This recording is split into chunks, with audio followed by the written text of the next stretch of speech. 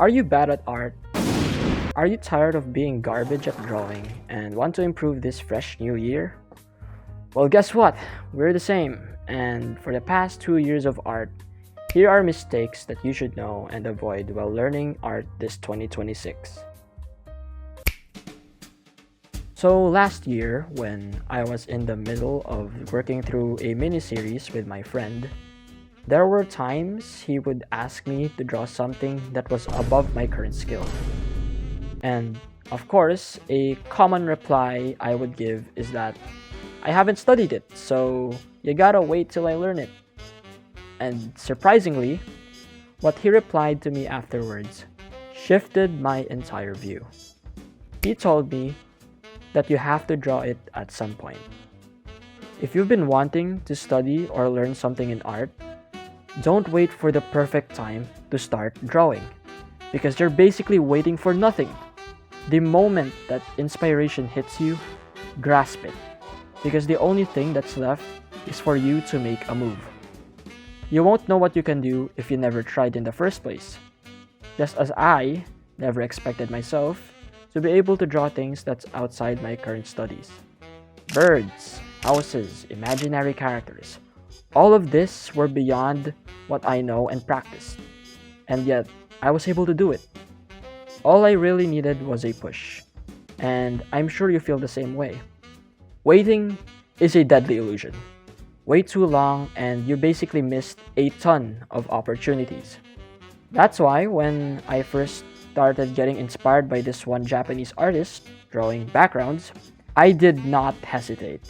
I straight up brought a new sketchbook and started studying how backgrounds work. And so far, it's going great, and I don't regret a single thing.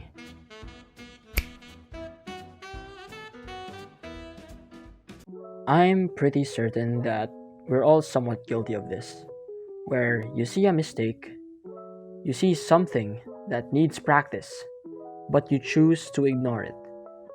Either that or you're just lazy like me. For example, I suck at coloring and rendering, and I continue to be garbage at it for the past 2 years.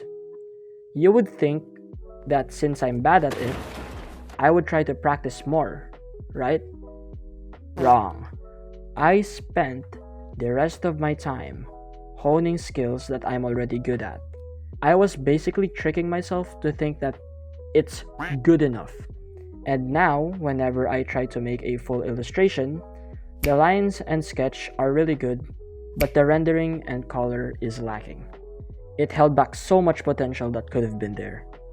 So don't make the same mistake as me.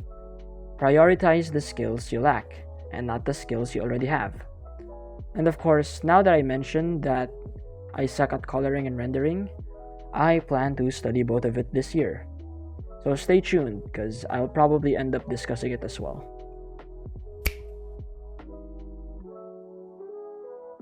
Art is difficult.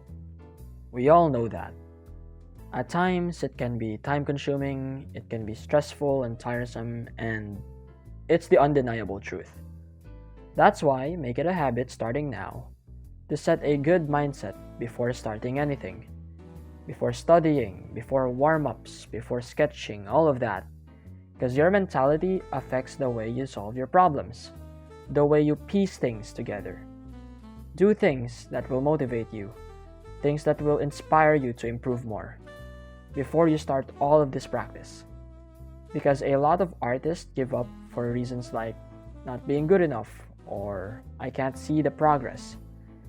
And I totally get it. It's easy to lose motivation when things doesn't go the way you planned, especially when you fail. But you simply cannot remove failing from the formula because it's the biggest factor for improving. I remember moments where I was severely unmotivated because I kept on failing and messing up, and it made me want to quit.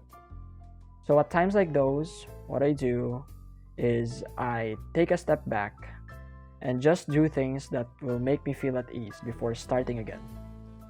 You learn the best when you're in the right state of mind because you are able to think clearly. So before anything, get that mentality on the right track. I think art projects is the one that pieces everything together. Everything that you studied and practiced into one finished product. And I'm gonna make this clear. Sometimes we focus too much on practice that we forget to apply our studies on our own work. It's like having materials to build something, but you never built anything. So the materials basically were just wasted away because it was never used for anything. That's what practice without product feels like. A big downside. You have to start using what you learned. If not, then you basically went and passed time and studied for no reason. Doing small projects is the key to making bigger plans. Just like how I started a mini series to practice making manga. Because that's my goal, to create my own manga. And the best way to practice making manga is to start drawing manga. And this doesn't just apply on making comics. It goes with every artistic expression. Don't be afraid and start creating the things that you plan to create. As I wrap things up, I definitely have a lot of things planned this year. And just like all of you, I stumble upon all of these mistakes.